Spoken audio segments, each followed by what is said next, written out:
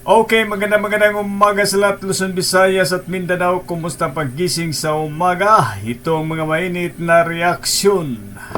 Mga karomeboy, Iglesia ni Cristo ay talagang sobrang dami ito. Grabe itong tao. Kapag ito ay lulusob dyan sa Malacanang, ay tapos na ito si Bangag, mga karomeboy, at ito si Tambaloslos. Bago natin panoorin, sa hindi pa nakasubscribe sa aking YouTube channel, pakisubscribe. Maraming salamat sa inyong lahat. Ito, panoorin natin video nito. Ay talagang grabe na to. Natatakot na si Bangag dito, mga karomeboy. No, ito, panoorin natin ito, mga karomeboy. Huwag na natin patagalin. Kinakatakot na mangyari ng Malacanang Ayun. ng Kongreso nila BBM, Liza at Martin Romualdez ang pagtitipon na ito ng Iglesia ni Cristo. Kamakailan kasi ay nag-anunsyo ng Iglesia ni Cristo na magsasagawa sila ng rally. Yes, malaking rally. Grabe, mga karomeboy, kapag matuloy itong rally ng Iglesia ni Cristo, no? Grabe, sobrang kapal ito. Hindi na ito mapigilan talaga kapag ikasa na ito. Natatakot na dito talagang Malacanang. Mas lalo ito si Tanas, yung nagari-arian dyan sa Malacanang, ay talagang tapos na ang laban. Rally para kontrahin ang impeachment kay Vice President Sara. Pero bibigyan ko kayo ng trivia. Isa lamang ito sa naging pagtitipon ng Iglesia ni Cristo na kung tawagin ay isang charity walk. It's official. Iglesia ni Cristo breaks 3 Guinness World Records. The charity walk held by the Iglesia ni Cristo last Sunday, where over 1.5 million members participated, has officially set 3 new Guinness World Records. Alam mo, ha? 1.5 million. Ha? Grabe yan, ha? Aidan Brown, official adjudicator and representative of Guinness World Records, announced that the event, dubbed Worldwide Walk to Fight Poverty, has broken the records for largest human sentence, largest charity walk at a single. Ito si Bangag, kapag hindi talaga makinig, ay talagang umarangkada ito ang iglesia. Tapos na talaga kapag ito ay nagagalit na ang iglesia. Kasi may panindigang salita itong iglesia. Talagang tapusin na itong yung Bangag at Tambaloslos nagsigasigahan sa ating pamalaan ngayon. Venue and largest human mosaic. Noong 2018 pa ito. Imagine kung mangyayari ito ngayong administrasyon. Pero mo, ha? 2018, ha? Oh, kung ano kadami, di ba? I can't imagine na sasalubungin at dudumugin ang Malacanang ng 1.5 million. Nako, kapag dudumugin ng Malacanang, tapos na ang laban ni Tambaloslos at ni Liza Tanas at si Bangag.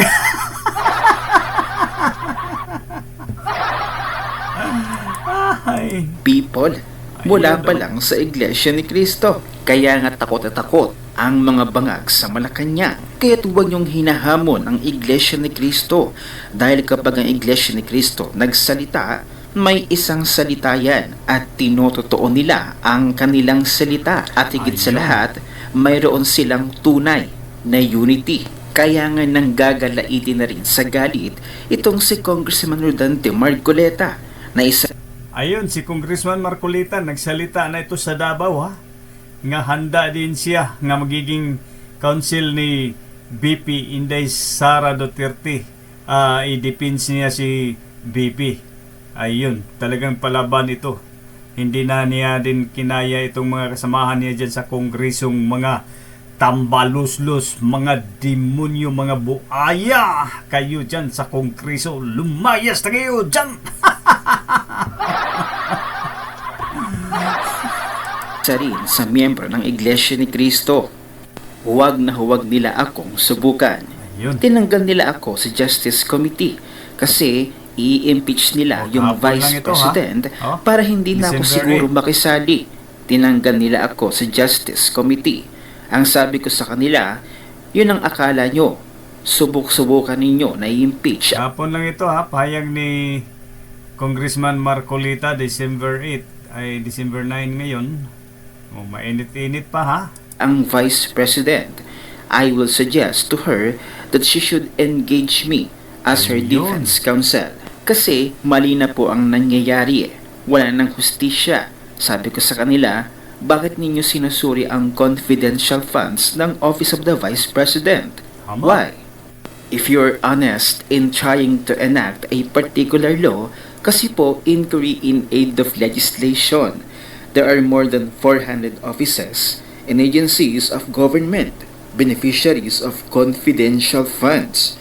They were also notified by the Alam niyo mga Karume Boy, itong Iglesia ni Cristo at KOGC magkaisa ay talagang tapos na talaga ang laban nito ni Bangag at ni Tambaloslos. Lumayas na kayo dyan sa palasyo at kongreso. Tapos na talaga ang laban ninyo kapag ito na ay nagagalit. Mas lalo na sa bayan, sa mga taong bayan, ay wala na. Tapos na kayo! OWA, meron silang audit observation memo. Bakit yung opisina lang ng Vice President ang ating iniimbestigahan kung talagang di kayo namumulitika? Tama. 400 offices ayaw ninyong imbestigahan. Only the Office of the Vice President. Pero mo, Vice President lang ang kinakaya-kaya lang imbestigahan. Sarili nga nila, hindi nila imbestigahan, di ba?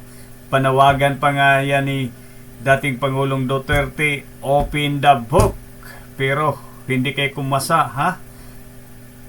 Kayo ang may tinatago dyan sa kongresong mga tambalus-lus kayong...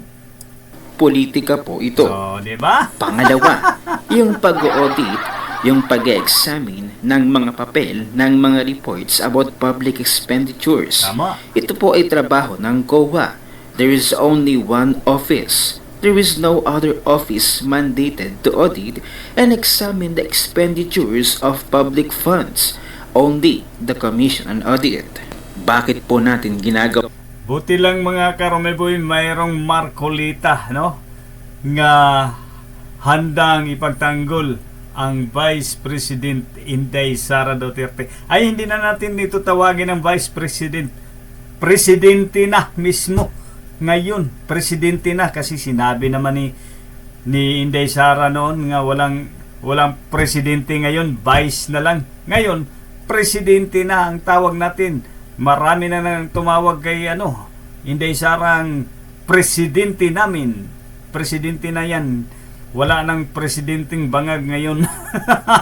Malapit na makaupo ito si Inday Sara Duterte bilang mamumuno sa ating bansang Pilipinas. Gawa ang trabaho ng COA. Kayo naman COA, bakit ninyo sinurrender ang inyong tungkulin? Meron pong problema dito. Nilalabag natin ang saligang batas. What was delegated can no longer be delegated. Kaya lang po pag ako ang nagsasalita ng ganito, pinagpapaalala ko sa kanila, tinuturuan ko sila, ang pinapasagot nila sa akin yung mga magugulo. Guguluhin nila ako, hindi sila makikipagdebate, ang gagawin nila, manggugulo lang. Pagkatapos, papat nila ang aking mic. Ganito po ang nangyayari sa ating bansa. Sa ngayon po, nakakaawa ang kalagayan ng ating bansa. Napakamahal po ng kuryente, napakamahal ng presyo ng bilihin. Hindi lang napakamahal na kuryente. Mahal pa ang bibilhin, mahal pa ang pagkain. At ang mga ordinaryong mga mamamayan nga nagkasakit, walang ipagamot dahil walang pangbayad. Kaya matigok na lang, wala. Tigok na ang mga matanda kasi hindi napagamot. Itong mga congressman, ang mga politiko, puno bulsa nila. Mga tambaluslus talaga kayo. Napakamahal pa rin ng tubig. Wala pong tumitingin dyan. Ang gusto lamang nilang gawin, maghearing lang ng maghearing sa Quadcom. Ang Quadcom, wala silang ibang subject matter kundi i-prosecute ang... Dapat talaga mga Karomeboy, ito si Congressman Marcolita, Attorney Vic Rodriguez, Attorney Jimmy Bundok ay ipasok na talaga ito sa Senado para tapos na kasi mga abogado ito eh. Yung mga karamihan kasi sa Senado dyan, hindi mga abogado eh, hindi nga nagsalita yung mga senador dyan eh. Di ba? Dapat talaga ito si Attorney Bundok at saka si Attorney Rodriguez, Congressman Marcolita, ito ay under ng PDP yon. Lahat iboto natin mga Karomiboy. Dating Pangulo ng Kung Republika sulit ka, ng Duterte, Pilipinas. magkasunod tayo Nakakahiya lahat. po ang kanilang ginagawa. Representative Rodante Marcoleta, kaya nga maging ang pagtitipon ng mga DDS supporters sa EDSA ay hinarangan na ng Ano? mga kapulisan. Grabe yan o. Pati mga kapulisan Ayan no, pati kapulisan ginagamit na utos yan ni Tanas, Lisa Tanas Marcos, utos yan. Siyempre kapag hindi naman galing yan sa kanya, hindi yan susunod. Wala. Ay ang sagot nila trabaho lang daw. Inutosan lang daw sila sa taas. Wala silang magagawa kasi tanggalin sila sa serbisyo kapag hindi sila sumunod. nag-rally na para kay BBM. Panoorin natin ang buong video. Ganito ngayon yung sitwasyon natin dito. Ang mga nandito, puro na mga kapulisan. Dito dati nagproprograma, pero ngayon, nandito, mga sasakyan na ng... Yan no, kung hindi pa naman mga bangag yan, itong nasa gobyerno ngayon, ay ano yan eh, sa taong bayan yan eh, hinaharangan pa nila eh, di ba? Walang, dapat kahit sino dyan pwede magtipon-tipon. Pulis, no? Dito, pulis, Ayan, mga pulis. pulis. Hinaharang Dito yung dati mga nagkakaroon ng mga programa. Ngayon, saan tayo magproprograma? Doon sa harapan may mga pulis din. Dito puro pulis din, di ba? So hindi na tayo hindi tayo makakaporma dito. Di ba? O, mga pulis na ang nagraraya. Pero mga pulis yan, mga Karomiboy, mga mabait yan, mga ano yan, maka Duterte kasi binigyan nga sila ng pagkain at saka namimigay din sila ng tubig dyan. Yung bis na tayo at saka si Hart, oh. Yan si Hart, oh. Yan, oh. Oh, yan. Mga pulis na, sila na ang nagrarally. Tayo, wala na tayong karapatan na magrally. Dito dati yung venue. Oh, doon sa taas, mga pulis din na yung mga nandun. Hanggang doon sa dulo, mga pulis na rin yan. Pati sa tuktok nitong shrine, pulis na rin. Di ba? So, di ba? Takot na takot ang gobyerno. Ay darating din ang panahon mga Karomiboy, ay talagang ito matatapos din ang kanilang kalbaryo dyan sa Malacanang. Ay talagang darating ang panahon makaupo ang ating Vice President Inday Sara Duterte bilang presidente. Ay ito talagang maano na itong matatakot ng bangag talaga. Ni Marcos, di ba? Takot na takot, sabi konti lang tayo. Oh. Bakit tayo mapasukin dyan? Ayaw tayong pagawin ng programa, di ba? Bakit siya natatakot? Kung konti lang tayo, di ba? Oh. Dito, may mga pulis na rin. Dati, dito tumatambay yung mga sumasama sa mga pagkilos. Ngayon, nandito, SWAT na. Ayan na. Sila na. Wala na tayo. Oh. Makita nyo. Pero may mga SWAT pa. Akala may nag-aamok dyan, di ba? Kung magulo lang, saka sila sana darating dyan ng mga SWAT na yan.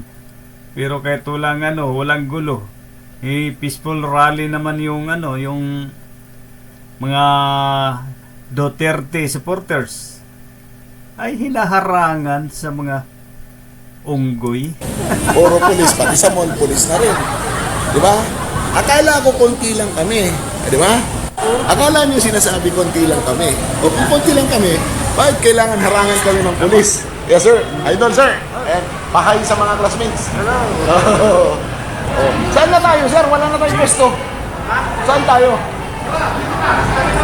Oh. Oh. Wala nang pwesto, di ba? Oh, kasi puro na pulis, di ba? Oh. Dati, tapos sinasabi nila, konti lang tayo. Konti lang, pero bakit? Kailangan lagyan ng pulis, di ba? Naman,